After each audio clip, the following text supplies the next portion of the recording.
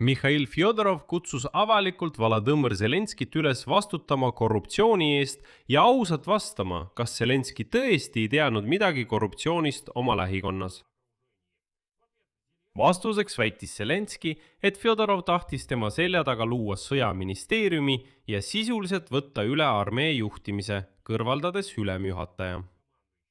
Ja veel, et Fjodorov pettis teda ja tegi ta Ameerika Ühendriikide ees häbisse kohtumisel Donald Trumpiga. Seetõttu võime tõdeda, et on alanud avalik vastasseis president Volodõmõr Zelenski ja endise kaitseministri Mihhail Fjodorovi vahel. Ja juba on ilmne, et see vastasseis liigub just poliitilisele tasandile. Lisaks sellele vastas Fjodorov täna esimest korda küsimusele, kas ta kandideerib Ukraina presidendiks, ja vastus üllatab teid. Vaatame nüüd üle selle vastasseisu viimased üksikasjad ja need avaldused, mis tulid Fjodorovilt ja Zelenskilt. Minu nimi on Aleksei Petši, arutame seda teemat koos. Aga enne kui alustame, palun tellige kanal ja pange videole like. Ja kui soovite toetada selle YouTube'i kanali tööd ning saate aru, et tahate toetada sõltumatu kanali tegevust, siis saate seda teha annetuse kaudu, kasutades video all olevas kirjelduses olevaid linke ja andmeid või YouTube'i sponsorluse kaudu, samuti vajutades selle video all olevale sponsoreeri nupule, aga seda juba siis, kui olete video ära vaadanud. Nii et vallandatud Ukraina kaitseminister Mihhail Fjodorov andis intervjuu BBC-le, kus ta ütles, et Ukraina presidenti Volodõmõr Zelenskit tuleks üle kuulata korruptsiooni kohta tema valitsuses ja lähikonnas, mitte lihtsalt uskuda teda sõna peale. Edasi BBC tsitaat. Mihhail Fjodorov, populaarne minister, kes moderniseeris armeed ja oli pioneer droonide kasutamisel sõjas. Teatas, et eelmisel nädalal välja kuulutatud rahapesu uurimine tähendab, et tuleks küsida Zelenski käest tema teadlikkuse kohta võimalikust korruptsioonist tema vähikonnas. Kuid ta ütles, et ei ole ise näinud, et president oleks mingisuguse korruptsiooniga tegelenud.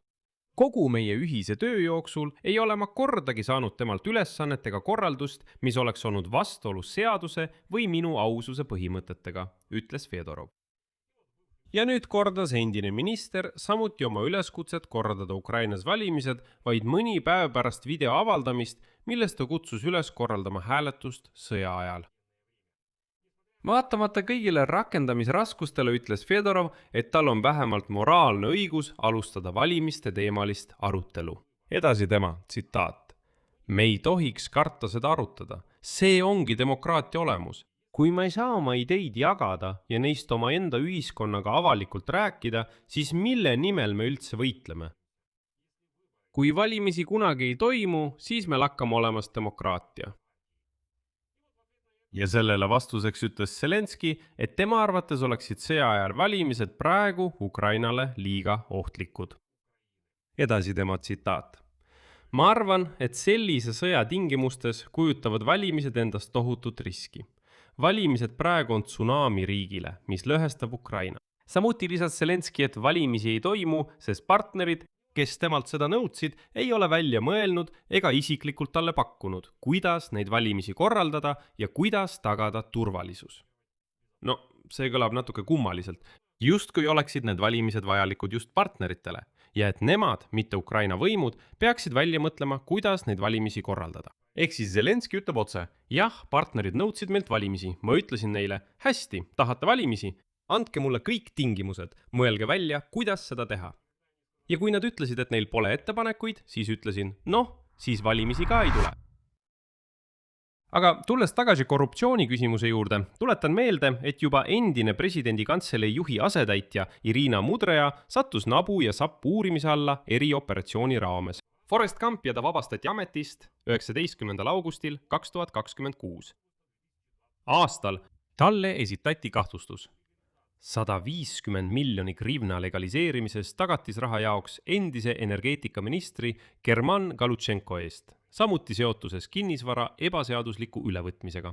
Uurimise andmetel aitas Mudraža koos teiste asjaosalistega, sealhulgas Vadim Stollari ja Maksim Makatossiga, legaliseerida vahendeid Galutšenko kautsjoni tasumiseks.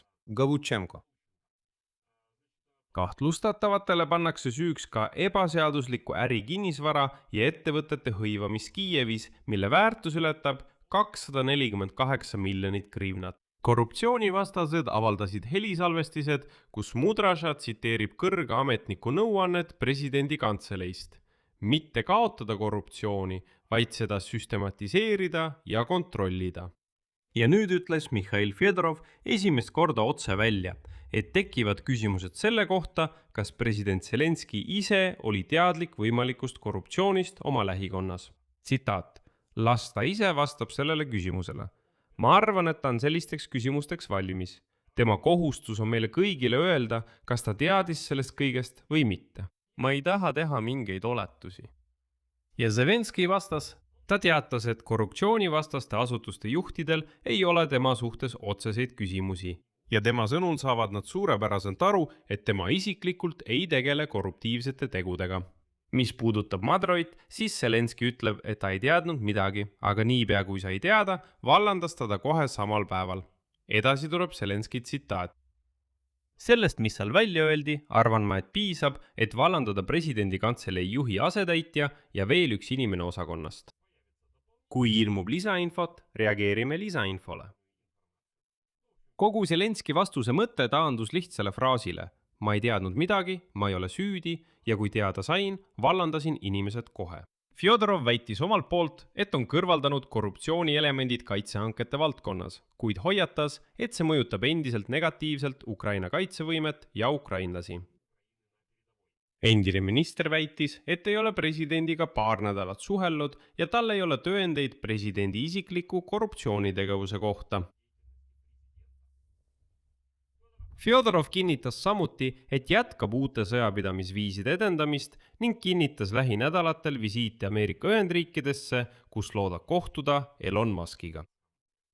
Selle kohta ütles muide Zelenski, et väidetavalt Mihhail Fjodorov viis teda eksiteele, kui ütles talle, et Elon Musk on juba valmis lubama Starlinki süsteemide kasutamist Venemaa kohal. Kuid kui Zelenski selle kohta Trumpilt küsis, selgus, et Musk polnud sellist luba andnud ja Zelenskil oli sel hetkel piinlik, et teda eksitati. Eraldi rääkis Zelenski sellest, kuidas Mihhail Fjodorov olevat tahtnud luua sõjaministeeriumi, et kogu võim enda kätte haarata, kuid president ütles kohe, et seda ei juhtu. Zelenski selgitas, et kaitseministeerium vastutab varustamise eest, samal ajal kui armee juhtimine peab jääma eraldi funktsiooniks, mis on seadusega määratletud. Tema sõnul vastas Fjodorov pärast esimest vestlust, et ta sai presidendist aru, kuid hiljem üritas ta sama eesmärki saavutada juba mitte nii otse. Edasi tsiteerin Zelenskid. Mina, talle, see tähendab Mihhail Fjodorovile, helistasin ma juba alguses ja ütlesin: sõjaministeerium, kui ülemjuhatajad pole ja kindralstaabi ülem on sisuliselt sinu alluvuses, siis unusta see esitlus. Oli selline esitlus sõjaministeeriumi kohta. Ta vastas: ma sain teist aru. Kuid hiljem hakkas Fjodorov otsima teisi viise, et sama eesmärki saavutada. Ja BBC intervjuu lõpus ütles Mihhail Fjodorov välja kõige olulisema tsitaadi, mis muudab täielikult selle vastasseisu retoorika. Ta lükkas ümber otseste poliitiliste ambitsioonide olemasolu, kuid ei välistanud võimalust kandideerida tulevikus presidendiks. Ja lõpetan selle saate Mihhail Fjodorovi tsitaadiga. Kõik sõltub sellest, kui kiiresti me suudame selle demokraatliku valimisprotsessi taastada. Kui palju energiat mul alles jääb, kas ma suudan oma meeskonda koos hoida, kas ma ise suudan sellele küsimusele vastata, kas ma saan presidendi ametikohaga hakkama või mitte. Veelgi olulisem on see, kas inimesed ütlevad mulle, jah, me võime sind seda tööd tegema usaldada. Siia panen 3 punkti. Kirjutage oma arvamus ja järeldused selle saate all kommentaaridesse. Tellige kanal, vajutage kellukesele ja ärge unustage panna laiki. Sellega on kõik. Hoolitsege enda eest, kõike head!